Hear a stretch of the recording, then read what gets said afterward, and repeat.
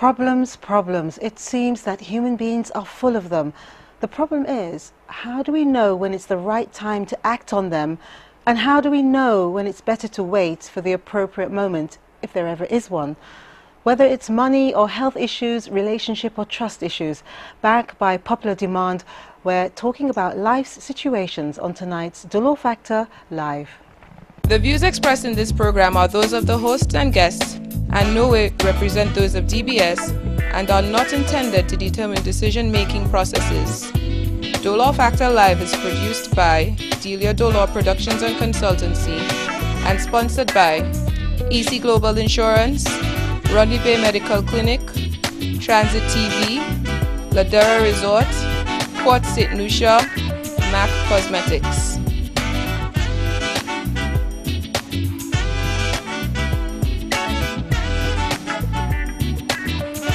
Welcome to Dolor Factor Live. I'm Delia Dolor.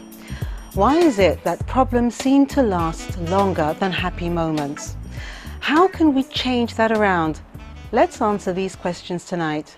When we asked viewers from a previous show to give us questions we'd like them to answer, we had such an overflow that we had to do it again. So here we are in the DBS studio with two counsellors. I'd like to welcome back Beverlyn John and Angus McMillan to the Dolor Factor Live set. Okay. Good night, welcome. Good night, Delia. Good night, viewers. Thank you.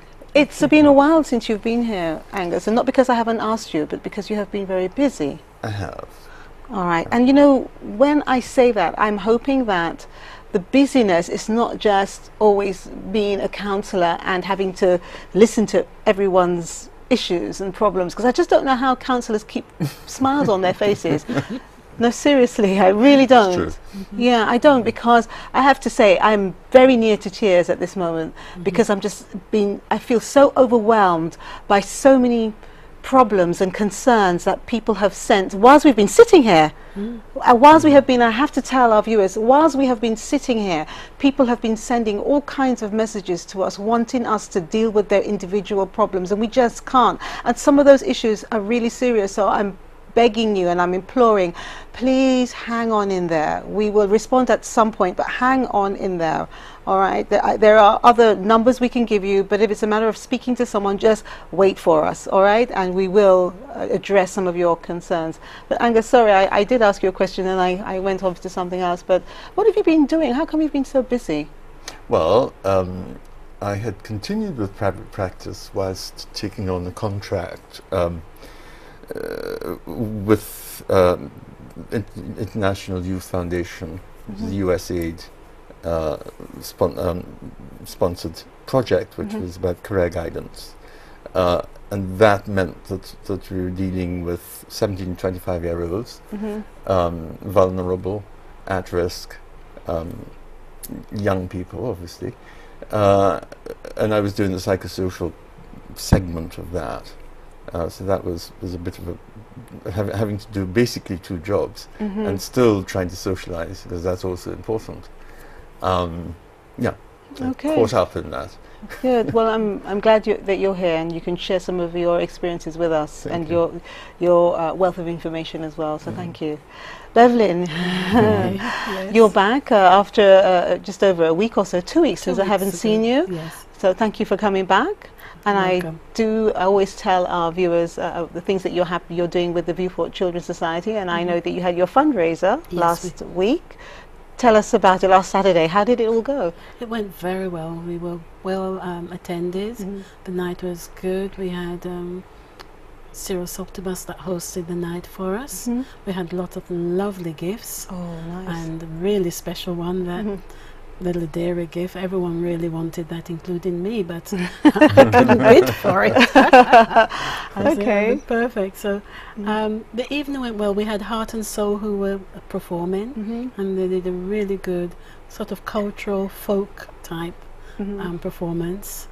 Oh, and great. That's very, very nice. Oh, and great. the venue was lovely. The food was very good. And it came on time this year. Okay, great stuff. So let me just ask you. Of course, Ladera is a sponsor of Dolor Factor Live, and we actually came together and we offered for the auction that the person who won the bid would win dinner for 4 persons with myself and the general manager, Mr. Olivier Botois, and we will host them.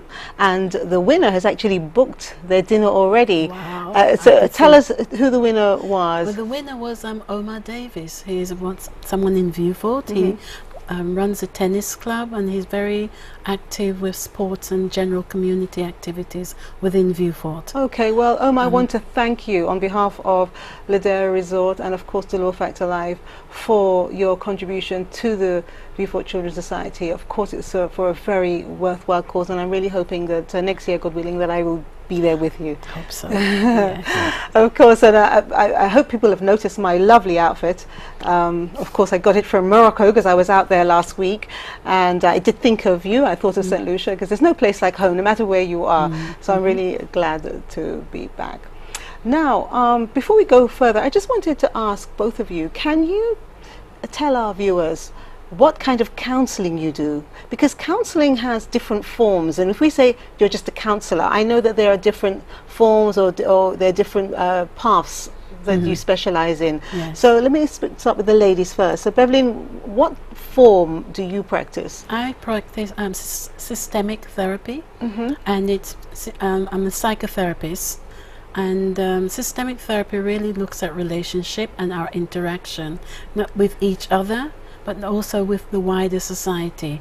So when we have an issue, it also looks at what is your relationship with the problem. For example, if you have depression, some persons, you have a relationship, how did it come into your life? How long it has been there? What purpose does it serve? Because it serves a purpose for some of us. We may not realize it. So it's focusing, how do we interact and how do we get meaning to our lives, to our problems. And it's from, you take into aspect, cultural aspect, social, family of origin, and your environment, and also the wider political community aspect as well. So it looks at everything. And where do you practice? I practice privately, but I am also employed at St. Jude's Hospital as a social worker. But obviously I'm a therapist as well as a social worker, so I do therapy there. I also work with the psychiatrist, Dr. Swami, and do evaluation and provide counselling therapy, because obviously it's not everyone that has an issue needs medication. Sometimes they just need to talk it through and to find ways to manage their situation themselves. And people sometimes when you go to medication, they think, well, I'm not mad, so I don't want medication. But that's not really the case, is it? Medication doesn't mean you're mad. No, medication doesn't mean you're mad. Seeing a psychiatrist doesn't mean you're mad. But person automatically assumes, if I'm going to the psychiatrist, then I'm crazy. And I don't want to go to see that man because people think I'm crazy and he's crazy. But no, it's about finding resources, and that's how it must be seen. It's a resource. Sometimes you need medication because you're just so overwhelmed. The brain just keeps active and it's just going. You just need something to just give you a break, slow you down for a while, help you to relax, and help you to start to see things in a different light. Thank you, Beverlyn. Angus, what type do you practice? I refer to myself as a psychosocial therapist, and I tend to use cognitive behavioral therapy, which really concentrates on the thinking processes and the attitudes that come out of that and the behaviors that those attitudes drive. And basically digging not so much necessarily into the past, but using the past as a guide to who you are today. Freud referred to tabula rasa, born blank slate basically, and anything that happens to us is written down on that slate. If you could give me that slate, then I could work with you, but it means you have to sit down and we talk about what's happening with you as an individual. I deal with many areas, from depression through anxiety, etc., all the way through to domestic violence, addictions, that type of thing. I tend to not deal with anyone under the age of 14. For whatever reason, I find children difficult to deal with, I suppose, because I really don't understand them. It's not been part of my study. That's very honest. No, that's very honest. I respect that. No, I always refer. And I'm the opposite. Yes, yes. I love working Well, that's with why you're both children. here, because I think you're both great It's just the mixes. balance, it's Yes, just of course. Yeah. I'm not very good with any children that are not post-pubescent. I'm not terribly good with. Yeah, neither am I. I always say my youngest client is 14, my oldest was 86. So it's sort of yeah, but it is about dealing with life as life presents itself to you. Well, you've both seen a lot of the questions and concerns that have come in. I mean, I've actually emailed some of the questions earlier today, just so that we can try and catch up and we can understand how why some of these questions are actually developing. So my question to you is, ultimately, both of you, what would you like to happen at the end of tonight? What would make you feel a lot better? For me, I suppose it's being able to help those people who have sent questions in, people who may call in. I don't know whether you have a call-in session, but it's the ability to reach out and to help as best as I can. Sometimes it's about referring them to resources out there in the communities. Sometimes it's about saying, okay, fine, not necessarily wanting to charge you, but perhaps we need to sit for half an hour and talk about what's happening and seeing how I can best help. Well, you know what, as you said that, every time you come here, you tend to offer something to someone in terms of some time to sit down. You always have done, and thank you, because it has actually happened. When you have offered, people actually do come. So it means that they do need the service, they do take it seriously, and you do. I know you have followed up, so I want to thank you for doing that, because I do know people do need that help and support, and just sometimes you just need somebody else to listen to what you have to say. Because I remember when I was younger and I had certain issues, I talked to a best friend, I talked to this one, and after a while you think, oh my gosh, I've spoken to them so much, they must be fed up of me. I wish there's somebody else I could talk to. You know? And sometimes when you speak to a friend, there's always this issue of feeling in some way judged. Yes, by them. yes. So and they become subjective with you, and they're either supportive or they tell you, just pull yourself together, which is not necessarily what you want to hear. And I think sometimes you don't tell your friends everything, because you know, your friend might be your friend today, may not be tomorrow, or your best friend isn't necessarily, as far as they're concerned, you may not be their best friend. And so it's a very difficult thing. So it's always good to have, you know, someone else that they can, you know, they can relate to. And we're going to be talking a lot about that a bit later. But tonight I want to tell you about our painting. I'm sure that you've seen it in the background.